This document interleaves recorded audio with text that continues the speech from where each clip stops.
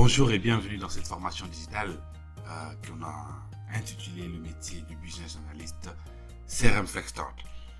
Dans cette vidéo, nous allons faire un focus toujours sur le module connaissance générale CRM.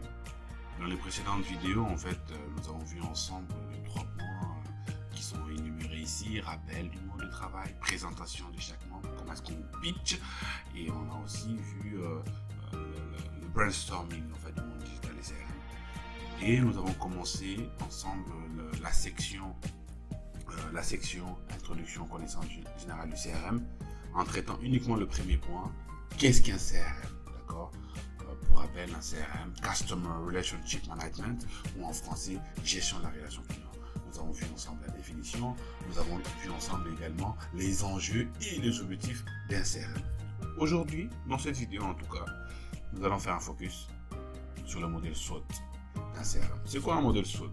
Le SWOT, c'est les Strengths, Weakness, Opportunities and Threats. Ça veut dire qu'en français, ce sont les forces, les faiblesses, les opportunités et les menaces. Sans plus tarder, voyons un peu les forces. Donc les forces du CRM, c'est de valoriser son entreprise, mieux suivre ses affaires et améliorer la transformation, connaître et comprendre ses cibles, gagner du temps, libérer son esprit, oui, ça c'est un bonus, mieux vendre et augmenter la satisfaction client in et out. En fait, on est vraiment dans le gain de temps, parce que les choses vont vite, on n'a pas le temps, il faut qu'on aille vite, mais qu'on garde la qualité, il faut qu'on maximise en fait l'expérience client. Donc le CRM, c'est pas juste un gadget, c'est pas juste un outil, effet de mode digital, non, ça vous permet vraiment de vous développer et de développer votre chiffre d'affaires. En termes d'opportunités, donc c'est découverte des nouveaux marchés en fait, des nouveaux secteurs. Un gain de temps par rapport aux commerciaux. Vous savez qu'un commercial, au lieu d'envoyer à chaque fois les mêmes mails, vous allez créer typiquement des templates, vous allez même limite automatiser en fait certaines actions, ce qui va faire que le commercial il va gagner du temps. Il va avoir plus de temps pour parler avec les clients, pour mieux comprendre les clients, que pour rédiger les contrats, pour envoyer des mails, etc. Guide en temps réel, j'ai envie de dire, des opportunités clés. C'est ce qu'on appelle le BPF, Business Process Flow. C'est-à-dire que vous allez permettre aux commerciaux de créer des opportunités dans le CRM, et ces opportunités-là seront guidées. C'est-à-dire qu'il y aura des étapes. Le commercial peut savoir que dans telle étape, quelles actions je dois faire. À telle étape, quelles actions je dois enclencher. Okay? Et le dernier point en termes d'opportunités, c'est l'intelligence artificielle. C'est toujours dans l'optique de gagner du temps. On va prendre l'intelligence artificielle, on met dans l'outil CRM. Pour faire quoi? Pour remplacer ou je vais dire soulager le commercial dans son travail de développement commercial. Mais le CRM n'a pas que des opportunités, le CRM a aussi des faiblesses. Les coûts de développement. Et écoutez, c'est pas donné. Même si aujourd'hui il y a des outils qui ont des offres assez intéressantes, qui ont un pricing intéressant, il y a un coût de développement. Il y a aussi un coût de maintenance. C'est-à-dire qu'une fois que l'outil est développé, il faut penser à le maintenir. Typiquement, peut-être mettre à disposition une enveloppe de 20 jours, par exemple, annuel, pour qu'on puisse auditer le CRM, voir qu'est-ce qu'on peut améliorer, etc., etc. Le coût de formation et d'appropriation.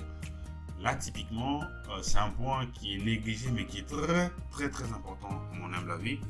C'est-à-dire que si les commerciaux ne sont pas formés, si les key users ne sont pas formés sur l'outil, ce qui se passe, c'est que vous allez avoir un outil qui est très, très intéressant, mais que personne, finalement, ne sait manipuler. C'est comme si, en fait, vous offrez une Ferrari à une personne qui conduit en fait voilà, une petite voiture, je vais dire Renault 125 par exemple, vous voyez. Donc l'idée c'est pas de donner d'offrir ou de mettre à disposition des commerciaux ou des utilisateurs un outil performant qu'ils ne maîtrisent pas, c'est de mettre un outil qui soit performant mais qui sache les forces, les faiblesses de l'outil, de telle manière qu'ils sont formés, ils s'approprient l'outil, et donc ça va forcément amener la réussite du projet. Il faut aussi faire attention au temps consommé au lancement. Ça demande la mobilisation des ressources. Et donc ça, il faut l'anticiper dans les emplois du temps des collaborateurs. Il faut l'anticiper. Le dernier point, c'est aussi les dépendances à l'outil. C'est-à-dire que qu'est-ce qui se passe typiquement si voilà, vous avez un outil qui ne fonctionne pas comme vous l'avez souhaité. Ça veut dire que vous allez perdre en performance parce que les commerciaux deviennent dépendant de l'outil et dès le moment où l'outil ne répond pas aux exigences, il perd du temps. Et le dernier point, il y a les menaces. En termes de menaces, typiquement, il y a le rejet par les commerciaux. Le rejet par les commerciaux peut venir de plusieurs facteurs. Hein. Typiquement, la formation. Si vous n'avez pas formé, si vous n'avez pas sensibilisé les commerciaux à l'utilisation de l'outil, ils peuvent rejeter l'outil.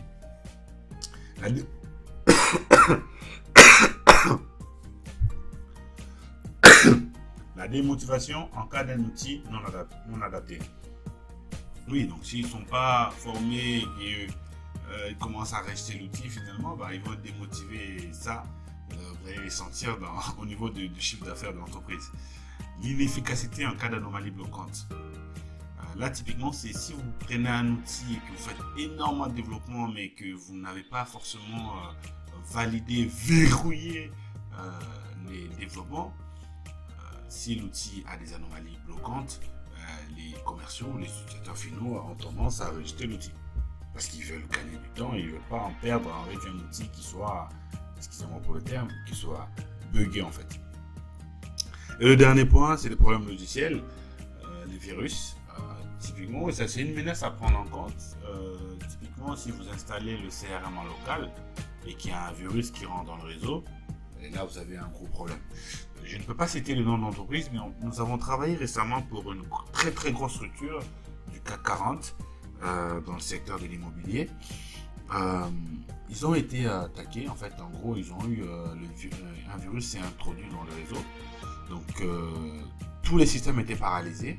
Je peux vous dire que 2 mois d'inactivité, ça coûte très cher à l'entreprise. On parle de plusieurs millions par jour parce que ça va immobiliser un certain nombre d'utilisateurs et donc ça c'est une vraie perte pour l'entreprise en fait.